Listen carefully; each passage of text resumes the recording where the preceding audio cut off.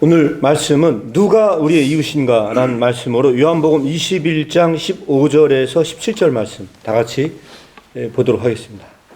그들이 조반 먹은 후에 예수께서 시몬 베드로에게 이르시되 요한의 아들 시몬아 내가 이 사람들보다 나를 더 사랑하느냐 하시니 이르시되 주님 그러하나이다. 내가 주님을 사랑하는 줄 주님께서 아시나이다. 이르시되 내 양을 먹이라 하시고 또 두 번째 이르시되 요한의 아들 시몬아 내가 나를 사랑하느냐 하시니 이르되 주님 그러하나이다. 내가 주님을 사랑하는 줄 주님께서 아시나이다. 이르시되 내 양을 치라 하시고 세 번째 이르시되 요한의 아들 시몬아 내가 나를 사랑하느냐 하시니 주께서 세 번째 내가 나를 사랑하느냐 하심으로 베드로가 근심하여 이르되 주여 모든 것을 아시오매 내가 주님을 사랑하는 줄을 주님께서 아시나이다.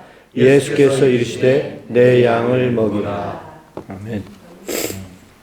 예, 오늘 이 말씀을 가지고 누가 우리의 이웃인가라는 말씀을 전하고자 합니다. 먼저 기도하겠습니다. 주님, 오늘 이렇게 말씀을 나눌 때 우리의 이웃에 대한 명확한 개념을 갖게 하시고 이 이웃을 사랑할 때 우리의 몸처럼 그 이웃을 사랑할 수 있게 도와주시옵소서. 그렇게 이웃을 사랑할 때 우리 공동체와 공동체뿐만 아니라 온 세계를 향해 주님 나라가 증거되게 하시고 그 가운데서 그 사랑을 전하는 자들 되게 하여 주시옵소서. 예수님의 이름으로 기도합니다. 아멘. 네, 오늘은 딱 한 가지입니다. 우리의 이웃은 과연 누군가 이거에 대해서 명확한 이해를 가지면 사실 끝납니다. 자, 예양결 씨 졸문한데요. 졸문한데요. 어제 생일이라고 해서 놀았습니다. 놀고 또 새벽에 일어나가지고 또 놀고 막 놀이터 갔어요. 아침에도 놀고 지금 졸려요. 그죠? 네, 졸려요. 졸면 안 돼요. 자, 졸면 안 되고 오늘 우리가 이 질문에 대해서 대답할 수 있어야 됩니다. 오늘은 특별히 제가 뭘 만들진 않았어요. 만들진 않았기 때문에 잘 이야기를 따라와야 돼요. 잘 이야기를 따라와야 되는데 오늘 가장 중요한 건 뭐냐면 우리의 이웃이 누구냐 이거에 대해서 이야기를 하려고 하는 겁니다. 자, 우리의 이웃이 누구일까요? 자, 대답하신 사람에게 우리 양결이 제일 먼저 손을 들었어요. 자, 예수님. 우리 이웃은 예수님입니다. 자, 나는요? 우리 주위에 있는 사람. 우리 주위에 있는 사람들. 박수. 자. 물론 예수님이 이웃일 수 있고 우리 주위에 있는 사람일 수도 있어요. 그런데 이게 더 명확하게 얘기를 하려고 그래요. 작년에도 제가 작년에도 이거를 다룬 적이 있었어요. 작년에 다룬 적이 있었기 때문에 이번에 이 말씀을 다루면서 또 본격적으로 얘기를 나눌 예정이고요. 또 중요한 거는 우리가 이 말씀을 바로 올해도 좀 다뤘어요. 올해도 다뤘는데 주변적인 얘기만 했고 구체적인 얘기를 우리가 하진 않았다고 얘기를 했어요. 오늘은 주변적인 이야기를 어떤 정황이나 이런 건 이야기를 나눴기 때문에 이 본문에 대해서 더 명확하게 이야기를 나누고자 합니다. 그래서 중요한 질문을 제가 넣어놨는데 일단 1번 질문부터 다루면서 이것을 들어가면 어떨까 싶어요. 이거보다 더 자세한 질문들도 많이 있지만 첫 번째 질문을 뭐라고 넣어놨냐면 예수님은 왜 베드로에게 3번이나 물었을까라고 하는 것은 정말 대답하기가 힘든 부분 중에 하나예요. 왜 대답하기 힘드냐? 아니, 사랑이신 예수님께서 3번을 베드로에게 부인했다고 해서 3번 대답을 시도하게 하는 건 아닐 것 같다 라는 이야기를 했었어요. 근데 그건 확실히 아니다라고 한다면 도대체 왜 3번을 물었냐는 거예요. 이거는 너무너무 대답하기가 쉽지 않은 부분들이 있지만 그래도 한번 대답을 시도해 보도록 하겠습니다. 자, 왜 예수님은 3번이나 물었을까요? 이거에 대해서 명확하게 대답할 수 있는 친구한테는 달란트 시상을 했죠, 우리가. 그래서 10달란트를 새로 시작하도록 하겠어요. 대답할 수 있는 사람 있어요? 자, 혹시 성도님들 중에 왜 예수님은 그렇게 3번씩이나 물을 수밖에 없었을까요? 베드로를 치유하시기 위해서. 예, 굉장히 중요한 얘기를 해주셨어요. 전혀 틀린 답은 아니라고 저도 개인적으로 생각을 합니다. 박수 부탁드리겠습니다. 베드로를 치유하시기 위해서 그렇게 했답니다. 예, 또 다른 혹시 답변이 있으신 분 있으세요? 네. 완전수와 관련이 있는 거 아니에요? 완전수와 관련이다? 히브리의 숫자의 그 완전수와. 그건 아닌 것 같고요. 저는 개인적으로 제 생각도 물론 있긴 있습니다. 물론 이제 제 개인적인 생각을 한번 먼저 오픈을 해서 말씀을 드리자면 그렇습니다. 뭐냐면요, 이런 겁니다. 자, 우리는 보통 예수님을 뭐라고 얘기를 합니까? 예수님을 보통 신학에서 예수님 얘기할 때면 제2의 아담이라고도 얘기를 합니다. 근데 오늘 이 이야기가 얼마나 모순된 얘기냐? 이 이야기에는 굉장히 큰 모순이 숨어 있다고 생각을 해요. 어떤 모순이 숨어 있냐? 예수님이 베드로에게 끊임없이 확인을 해요. 뭘 확인해? 너 정말 날 사랑해? 그럼 너 정말 날 사랑해라고 하는 거는 예수님은 어떤 입장에 계시나요? 예수님은 어떤 입장에 계시죠? 맞습니다. 왜냐하면 예수님이요, 사랑하는 입장이 아니고요, 사랑을 받기 원하는 사람 입장에 있는 것처럼 보여져요. 그 끊임없이 그 사랑을 확인하는 자와 같아. 그런데 이거는 마치 뭐가 같냐면, 예수님 제2 아담이라고 했는데요, 그 아담이 홀로 있는 게 좋지 못하다고 그래요. 창세기에. 아담이 홀로 있는 게 좋지 못해서 어떻게 했냐? 갈빗대를 뽑았대요. 갈빗대를. 그래서 독초한 것이 좋지 못하니까 그래서 누구냐? 하와를 줬대요. 하와를. 그러면 하와를 줬는데 우리가 보통 이렇게 얘기를 해요. 남자보다 여성분들이 사랑을 확인하려고 한대요. 자기 다 사랑해? 하면서 그걸 묻는다는 거예요. 물었을 때, 자, 중요한 거냐면요. 물었을 때 정말로 사랑한다고 하는 거를요. 남편이 그걸 설명했을 때 이때 가장 확실한 건 뭐냐면요. 그때 새로운 확신이 들어온대요. 아, 저 사람이 정말로 날 사랑하는구나. 라고 하는 그러한 확신이 생긴대요. 예수님이 과연 정말로 그런 입장에서 그걸 물어봤겠냐. 그러니까 이걸 다시 한번 우리가 얘기를 확장하자면 그렇게 물어봤겠냐.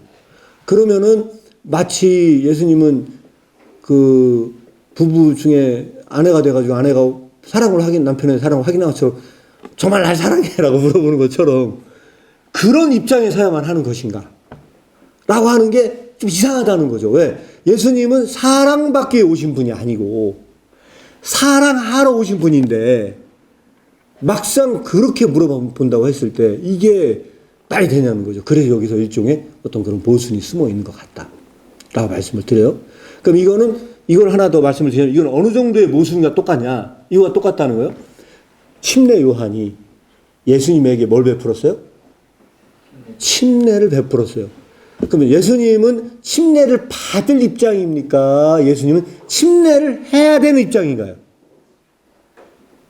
예수님은 침례를 받으러 온 분이 아니고 친히 침례를 베풀어야 할 분인데 그때 중요한 뭐냐면 침례 요한에게 침례를 받아야 하는 입장과 똑같은 거예요.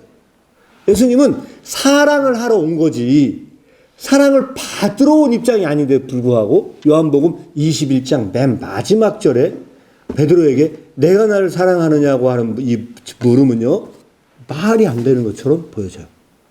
그래서 우리가 이 질문은 대답하기가 굉장히 곤란한 질문이고 예수님 그럼에도 불구하고 3번이나 이걸 물었다는 거예요. 왜 그랬을까? 이게 주석가들도 대답하기가 아주 곤란해. 그래서 이게 속 시원하게 설명한 부분들이 많지는 않은 것 같아요. 그래서 여러분들에게 예수님 왜 베드로에게 3번이나 물었냐라고 봤을 때 이런 점에서는 이것은 모순적인 부분일 수밖에 없다. 그럼에도 불구하고 예수님은 어떤 분이시냐? 그런 하나님의 모든 속성을 다 갖고 있으면서도 역시 그럼에도 불구하고 인간적인 측면이 있었다. 그래서 인간적인 측면은 뭐냐면 바로 그겁니다. 아담이 누구를 동반자로 주셨어요? 하와를 동반자로 준 거예요. 동반자로 준 것처럼 예수님도 이 지상의 사역을 이루어가기 위해서는 그와 함께 그 사역을 해야 할 동역자가 필요했어요.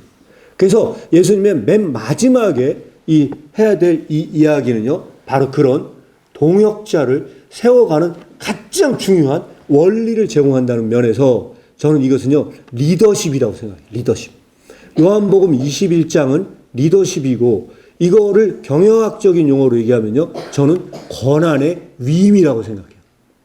내가 가서 모든 족속으로 제자를 삼으라고 얘기했을 때 나의 모든 권한을 내가 가진 모든 권위를 너희에게 주겠다 했을 때 그것은 예수님이 가진 그 권위를 그 제자들에게 주셨어요. 근데 주셨는데 그때는 그게 선포를 했어요. 이 마태복음 맨 마지막 절에 그렇거든요. 그런데 요한복음에서는 그게 어떻게 실현되느냐? 요한복음의 말씀은요, 훨씬 더 구체적으로 그게 베드로에게 실현돼서 나타난 것이 바로 이 구절이에요, 이 구절. 이 구절은 예수님의 권위가, 예수님의 그 권한이 어떻게 위임됐느냐라고 하는 구체적인 사건, 그 사건을 뽑아라. 그러면 오늘 우리가 읽었던 이 말씀으로 저는 보여집니다. 그래서 그것은 구체적으로 예수님께서 그런 동반자를 세워나가는, 그런 동역자를 세워나가는 굉장히 중요한 원리를 제공해 주고 있다. 이렇게 말씀을 드릴 수 있을 것 같습니다. 그리고 이제 1번 질문과 연관해서 그 질문을 더 심층적인 부분으로 대답을 하기 위해서 우리가 뭘 하냐? 2번, 이 사람들보다는 누구를 말하는 것일까요? 라고 하는 부분에 대해서 이야기 좀 나눌 필요가 있을 것 같습니다. 자, 오늘 우리 본문 말씀의 15절에 보니까요, 요한의 아들 시몬아 라고 얘기하면서 내가 이 사람들보다 나를 더 사랑하느냐 이렇게 물어봤어요. 이 사람들보다 라고 하면 이 사람들이 누구냐는 거예요. 이 사람들이 누구냐. 그래서 우리가 이 말씀을 언제 나눴죠? 지지난주에 나눴었나요? 이 말씀을 나누면서 그때 이런저런 이야기를 나눴는데 아마 베드로에게는 그런 내상을 입은 게 하나 있었대요. 그때 얘기하면서 우리가 그런 얘기를 나눴었어요. 무슨 내상을 입은 것이 있었냐? 모닥불만 보면 아주 그냥 베드로가 힘들었을 것이다. 예수님이 이날 모닥불 폈잖아요. 베드로가 3번 부인한 것도 어디에서 부인했다고 얘기를 했습니까? 베드로가 3번 부인한 것도 불을 쬐다가 부인했는데 하필 예수님이 가서 모닥불 펴 해주면 사서 먹으라고 그래요. 그래서 그만 보고도 이제 충격 그랬을 거예요. 근데 여기서 중요한 건 왜 이 말씀을 드리냐? 베드로가 예수님을 만나기 전에 베드로의 이름이 뭐였어요? 시몬이었어요. 시몬이었는데 이 시몬이었는데 이름을 바꾼 거를 누가 설명하냐? 이 친구인 요한이 이걸 설명을 해요. 요한복음에 보면 뭐라고 나오냐? 원래 베드로의 이름은 시몬이었는데 예수님이 베드로를 만나자마자 내가 지금부터는 너를 게바라 부리리라 이렇게 얘기한다 해서 게바. 그래서 거기에 가로에 우리나라 말씀에 보면 가로에 뭐라 되냐? 게바는 베드로를 뜻한다고 이야기가 나와요.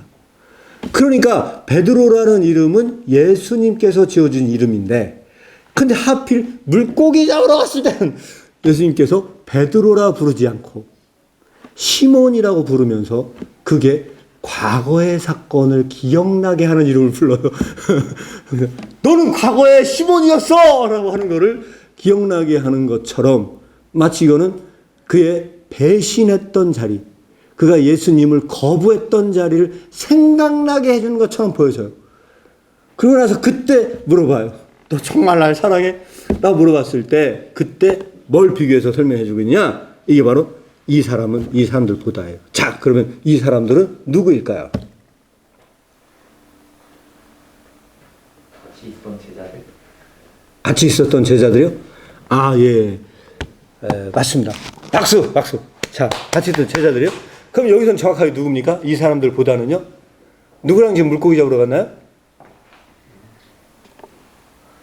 자, 누구랑 물고기 잡으러 갔어요? 일단 여기 요한, 야고보 옛날에 물고기 잡았던 친구들 같이 갔었던 것 같아요. 느낌이.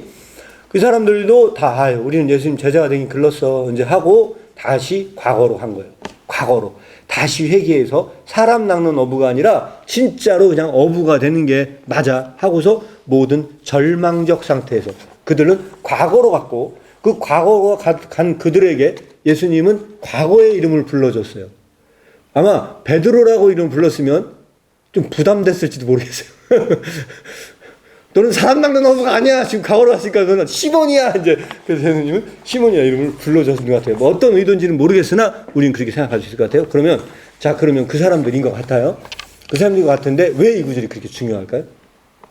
혹시 이거 더 중요한 거냐면 이 사람들보다 나를 더 사랑하느냐는 것은요. 오늘 이 구절을 해석하는 굉장히 중요한 키포인트라고 생각을 해요. 왜 이 사람들보다라고 하는 게 그토록 중요할까요? 이 질문은 굉장히 어려운 질문이기 때문에 제가 힌트를 드리도록 하겠습니다. 이 힌트는 뭐냐면 우리가 이 힌트를 갖기 위해서는 말씀을 한번 찾아봐야 돼요. 말씀을 한번 찾아봐야 되는데 이 사람들은 어떤 사람들인가라고 하는 점을 한번 그랬더니 베드로가 예스 그랬어요. 베드로가 우리나라 말 성경에는 뭐라고 되냐? 그랬더니 베드로가 그러하나이다 라고 되어 있죠. 이 그러하나이다가 영어로 yes, yes. 예, 주님. 내가 주님을 사랑합니다. 이렇게 한 거예요. 그러니까 여기서 우리가 알 수 있는 건 뭐냐면 예수님이 3번을 물어봤는데 두 번째 질문까지는 yes가 다 들어가 있어요. 아, 그렇습니다. yes가 들어가 있어요. 그런데 세 번째 질문에서 예수님께서 3번을 물어보니까 내가 나를 사랑하는 3번을 물어보니까 하심으로 베드로가 근심했다 그랬어요. 이때 베드로가 마음에 갑자기 근심을 했어요. 왜 베드로가 근심을 했겠느냐. 이것도 되게 중요한 지점 중에 하나고요. 베드로가 근심을 했어요. 그런데 근심하고 나서 그때 베드로는 예스라고 대답을 못해요. 그래서 세 번째 질문에서는 가장 중요한 포인트로 예라는 말이 빠져 있어요. 예라는 말이 빠져 있고 그 대신에 뭐가 들어가 있습니까? 주님 모든 것을 아십니다. 모든 것을 아십니다. 이건 뭘 의미하는 거죠? 신학적으로 이건 뭘 의미하는 겁니까? 주님은 전지한 분이시라는 것에 대한 고백이에요. 모든 것을 다 아신다. 주님은 모든 것을 다 아십니다. 내가 어떤 상황에 있고 내가 무엇을 하고 있는지 그 모든 것을 다 아십니다. 라고 고백을 하면서 베드로는 예스라고 대답하기를 회피했어요. 자, 이거는 세 번째 대답은 뭘 의미하느냐. 이것까지 우리가 오늘 추적하는 것이 굉장히 중요한 부분들이 하나 있기 때문에 그래서 여러분들에게 이런 말씀을 드립니다.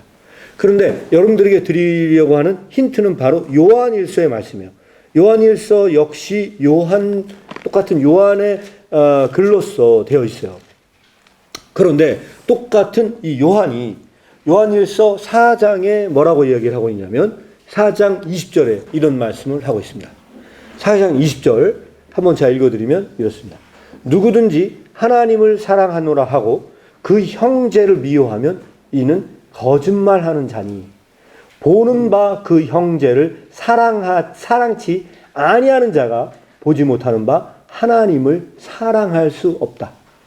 자, 그럼 이 말씀을 여기에다가 적용을 시켜서 이 구절을 해석을 해보도록 하겠습니다. 똑같은 요한이라는 저자가 이 말씀을 이야기할 때 뭐라고 하냐? 눈에 보이는 너의 형제도 사랑하지 못하면서 눈에 보이지 않는 하나님을 사랑한다는 건 말이 안 된다. 말이 안 된다. 우리 이 구절은 그렇게 해석될 수 있다고 봐요. 그러면 거기에 지금 눈에 보이는 형제들은 누구예요? 지금 물고기를 잡으러 간 그 친구들이에요. 여기에 있는 이 사람들보다 나를 더 사랑하느냐 물어봤어요. 그 나를 더 사랑하는 그 예수님은 어떤 예수님이죠? 예수님은 눈에 보이시는 분인가요? 눈에 보이지 않는 분인가요? 눈에 보이는 분이세요? 눈에 보이지 않는 분이세요? 눈에 보이지 않는 분이세요. 왜 그렇죠? 예수님은 부활하신 분이었기 때문에 그래요. 예수님은 이때 나타난 그 예수님은 육체로 오신 예수님이 아니고 이미 부활하신 예수님이었어요. 근데 부활하신 예수님을 알아봤어요? 못 알아봤어요? 처음에 못 알아봤어요. 제가 처음에 못 알아봤거든요. 못 알아봤는데 그때 먼저 알아본 게 요한이 베드로한테 야 예수님이다 하니까 그때 베드로가 물속에 뛰어들었죠. 근데 중요한 뭐냐면요. 사복음서에 의하면 부활하신 예수님은 모습이 아마 달랐을 것 같은 느낌이 들어요. 왜냐하면 못 알아봤어요. 처음에 저한테 못 알아본 장면들이 있거든요. 결국은 뭐냐면 그 예수님은 눈에 보이는 분이 아니고 눈에 보이지 않는 분이세요. 그러면은 이 질문은 요한복음이 얘기했던 이 구절과 이 문맥상 같은 거예요. 그래서 여러분들에게 이 구절 요한일서 4장에 보니까 누구든지 하나님을 사랑한다고 말을 해. 예, 주님, 제가 하나님을 사랑합니다. 라고 말을 한대요. 하고 그 형제를 미워하면 이는 거짓말하는 것이다. 그 형제를 사랑하지 않은 자가 보는 바 하나님을 사랑할 수 없다. 자, 그래서 뭐냐면 보는 바 그 형제를 지금 눈에 보이는 이 형제를 사랑하지 못하면서 눈에 보이지 않는 그 하나님을 사랑할 수 없다. 라고 얘기한다면 이 구절은 말하고자 하는 게 더 명확하다고 생각을 해요. 그래서 예수님은 베드로의 사랑을 확인하려고 하는 것이 아니고 베드로의 대답이 불충분했기 때문에 그 대답을 다시 물어봤다 하는 것이 그 의도가 아니냐. 저는 개인적으로 그렇게 여러분들에게 말씀을 드릴 수 있을 것 같습니다. 그리고 나서 그 다음에도 예스가 나왔는데 또 물어보니까 베드로가 그제서 근심을 하면서 세 번째 대답을 합니다. 그래서 이 사람들보다는 누구를 얘기를 하는 것이냐? 이것은 바로 그런 눈에 보이는 사람들을 먼저 사랑해야 함을 주님께서 강조한 것이 아니냐. 그래서 저는 이거를 다시 한번 여러분들에게 말씀을 드리자면 이것은 한마디로 얘기하면 뭘 말하는 거냐? 저는 이웃사랑을 얘기한다고 생각을 해요. 이웃사랑. 여기는 이웃사랑을 말한 적도 없죠? 말한 적도 없지만 여기는 분명히 이웃사랑이 들어있다. 그래서 우리는 누가 우리의 이웃인가라고 하는 게 이 구절에는 들어있진 않아요. 들어있진 않지만 명확하게 이웃에 대한 개념을 정의 내리고 있는 부분들이 있기 때문에 여러분들에게 이렇게 말씀을 드립니다. 그러면은 다시 한번 우리가 탐구하고자 하는 가장 중요한 질문은 이거였어요. 누가 우리의 이웃인가 그랬어요. 지금까지 우리가 논의를 얘기할 때 누가 우리의 이웃인 것 같습니까? 지금 나이도 졸려요? 그죠? 졸리죠? 누가 우리의 이웃인 것 같아요? 지금까지 보니까?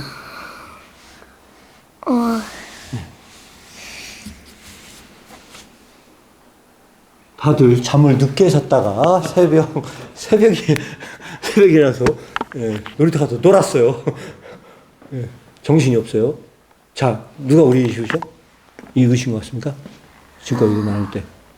잘 모르겠어요? 조금 더 얘기할까요? 자, 지금까지 여기까지 우리가 이야기를 나눴습니다. 자, 여러분들은 지금까지 우리가 말씀을 나눈 것으로 봤을 때 어떤 점이 여기서 중요한 거라고 보십니까? 그래서 한 분을 더 소개하면 굉장히 중요한 신학자가 기독교 신학 안에서 신학자가 하나 있어요. 그 신학자가 누구냐면 어거스틴이라는 신학자예요. 어거스틴이라는 신학자가 그의 책에서 이런 질문을 던졌대요.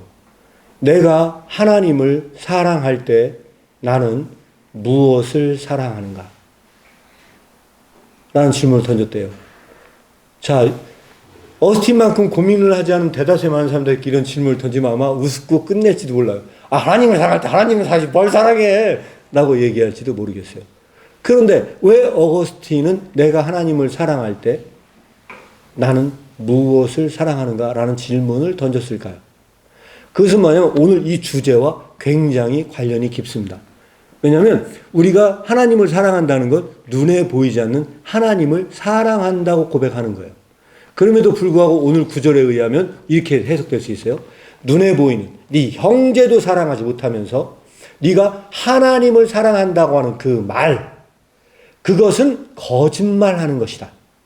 눈에 보이는 그 형제를 사랑하지 못하면서 하나님의 성전에 나와서 주님을 사랑한다고 고백하는 그 말은 너는 거짓말하는 것이다. 라고 만약에 우리가 이렇게 못을 내린다고 한다면요, 우리가 하나님을 사랑한다고 할 때 어거스틴의 고백은 그겁니다. 아마 내가 사랑하는 그 하나님이 진짜 하나님이 아닐 수도 있다. 그것은 내가 하나님이라고 착각하는 그 우상을 숭배하는 일일 수도 있다. 그 정도로 그는 하나님 사랑에 대해서 엄밀했다. 저는 개인적으로 그렇게 판단을 해야 되지 않나 이렇게 생각을 합니다. 그래서 오늘 이 구절에서 예수님이 이 베드로에게 도전을 주고자 하는 것은 뭐냐? 라고 저는 이렇게 저에게 만약에 그러면 답을 주냐? 라고 한다면 저는요, 그것은 바로 이웃사랑이라고 생각을 합니다. 하나님을 사랑하는 것은 이웃사랑으로 입증이 돼야 되는데 너는 지금까지 해왔는데 그렇게 고백하는 너의 말, 그것이 정말로 진실한지 그거에 대해서 물었을 때, 베드로는 이런 답변을 했다는 것이죠. 자, 그래서 여러분들에게 이렇게 말씀을 드리겠고요. 제가 주보에다 넣은 것은 세 번째 질문, 이런 질문이었습니다. 이웃사랑은 우리에게 어떤 점에서 중요한가요? 이런 질문을 던졌습니다. 이것은 오늘 우리 본문의 말씀의 제목과도 굉장히 연관성 있는 부분들이 될 수 있을 것 같습니다. 자, 그런 점에서 이웃사랑은 우리에게 어떤 점에서 중요할까요? 한번 여러분들도 깊이 있게 고민해 주시면 감사하겠습니다. 그래서 오늘 말씀은요, 세 번째 질문으로 다시 넘어갑니다. 예수님께서 요한복음 21장에 세 번째 질문에 보면요, 뭐라고 되어 있냐면, 요한의 아들 시몬아, 내가 나를 사랑하느냐? 하시니 주님께서 세 번째 내가 사느냐 묻고 나니까 베드로가 근심이 돼서 모든 것을 아신다고 이야기를 했습니다. 모든 것을 아신다고 얘기했어요. 자, 이거는요 굉장히 중요한 게 있다고 생각합니다. 모든 것을 아신다. 베드로는 이 질문, 이 대답에서 뭘 고백하고 있냐?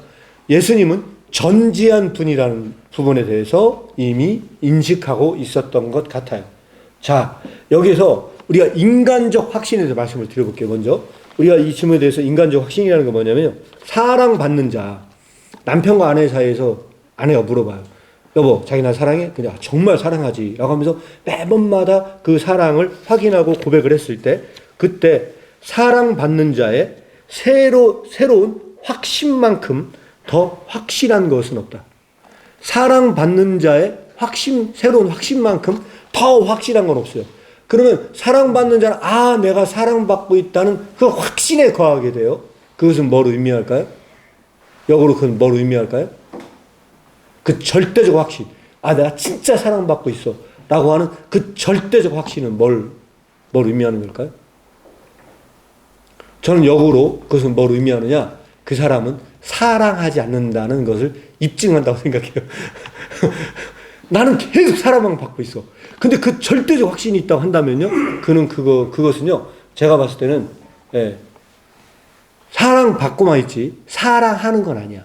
그 사람이 사랑한다고 우리가 그것을 확신할 수는 없는 입장에 놓인다고 생각을 해요. 이게 첫 번째 이런 문제가 하나 있고요. 그래서 예수님의 이 질문은 정말로 예수님이 사랑받고 싶어서 그랬느냐 하는 그런 의도에 대해서 미심쩍은 부분들이 하나 있고, 두 번째는 뭐냐면 그분은 전지한 분이에요.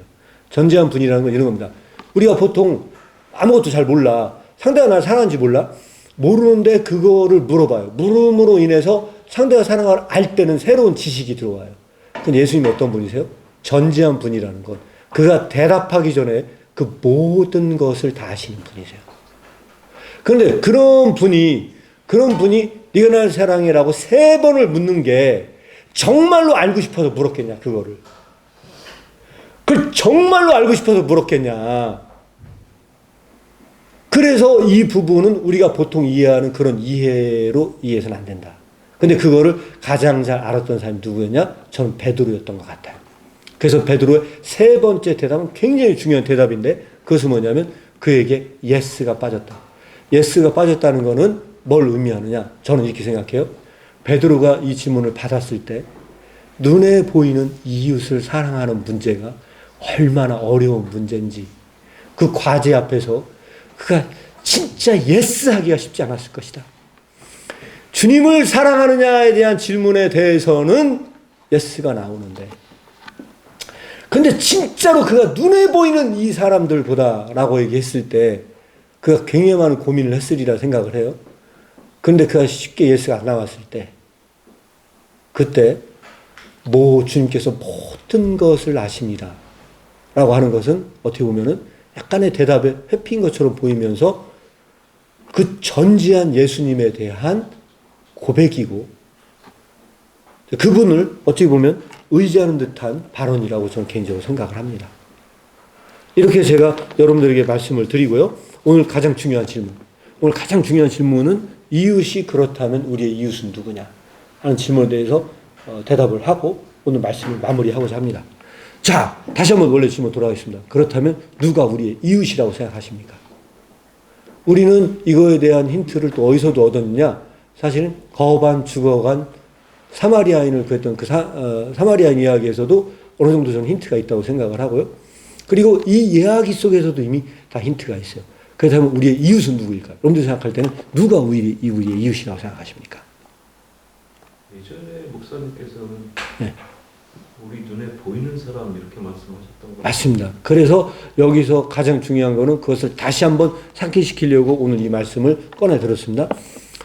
작년에 제가 한번 말씀을 드린 바 있습니다. 그래서 지금 집사님이 더 정확하게 말씀을 해주셨거든요. 그게 무슨 얘기냐? 지금 눈에 보이는 그 사람이 우리의 이웃이라고 하는, 여기서부터 이웃사랑의 출발점을 잡아야 된다. 그래서 우리는 이 정의는 분명하게 갖고 들어간다. 이 분명한 정의가 어디서부터 나오냐? 말씀으로만 본다면 오늘 이 구절부터 출발을 한다. 그래서 이 구절을 보면은 여기 있는 이 사람들보다 나를 더 사랑하느냐, 라고 물어보는 이 질문은 가장 결정적인 질문이다. 그래서 이 이웃을 사랑하는 문제가 우리의 과업으로 남는다. 근데 이것이 우리의 이웃이라고 우리가 정의를 내렸을 때, 우리 정의란 이웃을 내렸을 때요, 뭐가 바뀌나요? 저는 예수님과 똑같은 입장에서 쓴다고 생각을 합니다. 어떤 예수님과 똑같은 입장이냐? 누가 내 어머니고 내 누구냐, 그 한 구절 기억나시죠? 예수님이 낳은 그 마리아만 내 엄마냐라고 얘기하면서 갑자기 이상한 얘기를 하거든요. 그래서 만약에 그렇게 우리의 이웃의 개념을 갖고 있는 사람은요, 뭐가 문제가 되느냐? 제가 그 신학교에서 우리가 이야기를 나눈 적이 있어요. 예수님께서 사람들을 사랑하시되, 그 요한복음 13장 1절에 나옵니다. 사람들을 사랑하시되 끝까지 사랑하시니라. 거기에 그런 말이 나와요. 그러면 요한복음 13장에서는 예수님이 그 사람들을 사랑하시되 끝까지 사랑했던 분이 마치 이 구절에서는 부활하신 예수님 사랑받는 자 입장에서 계속 물어보는 것 같아. 너 날 사랑해? 물어보는 사람처럼 보여진다는 거죠. 그래서 이런 여러 가지 모순적인 측면이 오늘 구절 속에 들어있다. 그래서 그 신학생들한테 물어봤었어요. 뭘 물어봤냐? 네가 끝까지 살아야 될 사람이 누구냐? 라고 물어봤어요. 그 대부분의 많은 사람들이 뭐라고 얘기했는지 아세요? 제 아내입니다. 제 아들입니다. 막 다 그렇게 한 거예요. 전부 다. 근데 제가 이제 공부를 하면서 느낀 게 뭐냐면, 아, 이게 그 답변이 아직 우리가 고정관념 속에 사로잡힌 답변들이구나. 라고 하는 거를 저는 개인적으로 그렇게 직감을 했고요. 만약에 그런 식으로 생각한다면 우리가 끝까지 사랑해야 될 사람은 누구일까요? 지금 내 앞에 있는 사람이에요. 그래서 지금 내 앞에 있는 사람은 어떻습니까? 계속 바뀌어. 여러분들 여기 있다가 오늘 딱 나가잖아요? 그럼 지나가던 저 행인이 있을 수도 있어요. 근데 그 사람이 바로 앞에 있을 때 그 사람을 향해서 내가 주님이 사랑한 것처럼 끝까지 사랑할 수 있느냐의 그 과제에 달려있다. 그럼 그 사람 내가 모르는 사람인데요? 모르는 사람이더라도. 그래야 된다는 거예요. 모르는 사람이더라도. 그래서 우리가 그 이웃에 대한 끝까지 사랑해야 될 대상은요, 매 순간마다 바뀌어. 다른 말로 얘기하자면 우리가 끝까지 사랑하는 우리의 이웃은요, 날마다 새로워져. 날마다 새로워져. 날마다 새로워져. 이 날마다 새로워지는데 그 날마다 새로워지는 그 새로움 속에서 그 사람을 끝까지 사랑할 수 있느냐는 과제는 쉬울까요? 어려울까요? 아주 어렵습니다. 그 과제는 결코 쉬운 과제가 아닙니다. 결코 쉬운 과제가 아닙니다. 바로 그것이 믿는 자에게 놓여있는 과제다. 그러니까 이거를 물어보고 이것을 시험하는 질문이지 않냐라고 하는 것이 저는 개인적으로 오늘 본문 구절을 통해서 여러분들에게 그렇게 제시하고자 하는 겁니다. 내가 여기는 이 사람들보다 나를 더 사랑하느냐 라고 질문했을 때, 근데 이게 더 명쾌하게 질문하려면 눈에 보이는 이 사람들보다 나를 더 사랑하느냐? 근데 예스라고 했을 때 예수님은 이렇게 다시 질문을 하시는 것 같아요. 여기는 이 사람들보다 날 더 사랑하냐? 눈에 보니 이 사람들도 사랑하지 못하면서 나를 더 사랑한다고 말하는 것은 시몬 베드로야, 말이 안 된다. 다시 한번 생각해봐. 하고 질문을 하는 것 같아. 느낌이. 그랬더니 베드로는 예스라고 답변을 하는 것을 회피하고, 예, 주님께서 모든 것을 다 아십니다. 라고 하면서 그 모든 대답을 주님께 맡겨드리는 모습처럼 보여져요. 아마 여기 앉아 계신 모든 분들, 제가 여러분들에게 한번 질문을 던지겠습니다. 만약에 이것이 이웃이라면, 우리의 이웃이 매번마다, 매 순간마다, 매번마다 벌어지는 날마다의 혁명. 왜? 맨날 우리의 이웃은 순간순간마다 바뀌는 그 이웃을 기독교적인 개념에서 두고 있다고 할 때, 그 이웃은 날마다의 혁명적 과제를 안고 있어요. 그런데 그때 그 이웃을 향해 우리는, 기독교는 뭐라고 얘기하냐? 네 몸처럼 사랑하라고 이야기를 합니다. 내 자신처럼 사랑해라. 네 자신같이 사랑해라. 그 알지 못하는 매번마다 변화되는 그 이웃을 통해 네가 해야 될 이웃사랑의 명령은 내 자신같이 그 사람을 사랑해라 했을 때 여러분들은 얼마나 자신 있습니까? 호언장담하면서 나는 그렇게 사랑할 수 있어요! 라고 말할 수 있는 사람이 과연 몇이나 되겠냐? 예? 예, 주님, 제가 사랑해요. 주님 사랑해요. 라고 할 수 있는 사람 몇이나 되겠냐고. 그렇게 했을 때 우리는 똑같은 저는 베드로의 입장에 놓인다고 생각해요. 그때 주님께서 너 정말 날 사랑해? 라고 물어본다고 한다면 우리는 베드로처럼 주님, 주께서 모든 것을 다 아시지 않습니까? 나의 모든 연약함과 제가 하는 그 모든 것들이 얼마나 힘든 일인지 주님께서 다 아시지 않습니까? 제가 그런 사랑을 할 수 있도록 도와주세요 하고 주님께 의지하는 것 외에 다른 어떤 방법이 있는지, 이보다 더 좋은 답변과 전 개인적으로 생각합니다. 베드로의 이 답변보다 더 좋은 답변이 있을 분들이 있다면 얘네 끝나고 나서 알려주시오. 저는 그래서 이 베드로의 답변은 굉장히 지혜로운 답변이고, 오늘 여기 앉아 계신 모든 분들도 주님께서 야, 너 정말 날 사랑해? 라고 물어본다면 저는 결국은 우리는 베드로와 같은 답변을 할 수밖에 없을 것이고, 베드로가 그렇게 답변을 할 수밖에 없는 상황에 놓여 있을 때, 그때 비로소 주님께서는 베드로를 향해 모든 것을 위임하세요. 그 위임이 뭡니까?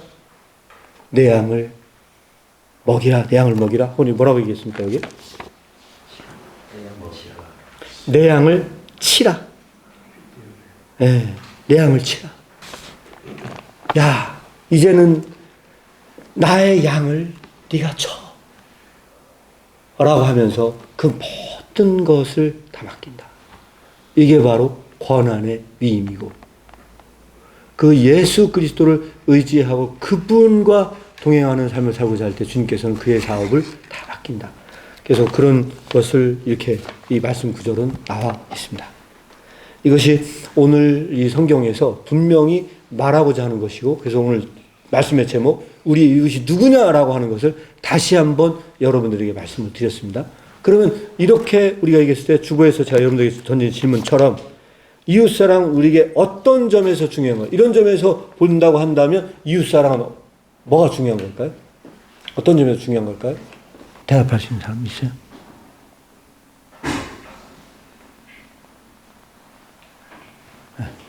예수님이야말로 네. 우리 인류에게 가장 네. 좋은 이웃으로 네. 오셨다는 사실. 네. 그것이 하나의 표본이 되는 거죠. 네. 네. 그리고 우리가 살아가면서 나의 도움을 필요로 하는 모든 자들, 네. 내가 도움을 베풀어야 될 모든 자들이 네. 나의 이웃이다. 그러면서 이웃은 어떤 대상이 고정되어 있는 것이 아닌 거죠. 네. 근데 이제 아까 끝까지라는 거에서도 역시 네. 우리는 끝까지 사랑한다 하면은 대상 하나에 대한 것을 하다가 중단하지 말고 네. 끝까지 사랑하라는데 그 개념이 계속 더 많이 들어왔었는데 네. 이웃 개념에 대한 것은 이미 말씀드린 바와 같이 날마다 달라질 수 있는 거면 그건 이해가 되고 정리가 됐는데도 끝까지라는 것이 그쪽으로, 그러니까 한 사람에 대해서 중단하지 말고 그게 어렵더라도 끝까지라는 게 그쪽에 많이 픽스를 시켰었는데 네. 오늘 말씀을 통해서는 아 그래, 그것도 물론 그런 개념도 들어있겠지만 끝까지라는 것은 네. 한 사람이든 여러 대상이든 네. 중단할 수 없이 계속적으로 지속적으로 혁명적인 그 사랑을 우리는 베풀며 누리며 나누며 살아야 되겠구나, 이런 생각이 들었어요. 아, 예. 아유, 감사합니다. 박수 부탁드리겠습니다. 자, 진짜 제가 볼 땐 이웃사랑은 혁명적 과제입니다. 근데 이웃은 원래 뜻이 뭐죠? 가까이 있는 사람이에요. 가까이 있는 사람이거든요. 그게 우리의 이웃이거든요. 근데 그 중에서 가장 가까이 있는 사람이 누굴까요? 따지보면 누군지 아세요? 가장 가까이 있는 분은요, 예수님이세요. 왜 그럴까요? 우리는 말씀을 그렇게 암송을 합니다.